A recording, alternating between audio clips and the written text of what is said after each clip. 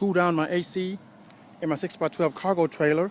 That's so As you can see, it's just a matter of drilling 2 holes inside of the trailer, hooking it up, and just turning it on. It's a nice little unit. It's a Climate Right 8,000 BTU. Got the controls right outside, which is kind of neat. You can set everything up, and also has remote control. I'm very proud of this unit because I've been trying to find something that would work right, and this just happens to be the ticket. Sits easily on the ground with no problem, as you can see. Loads up for storage when it's time to go. As you can see, Liam insists on playing outside.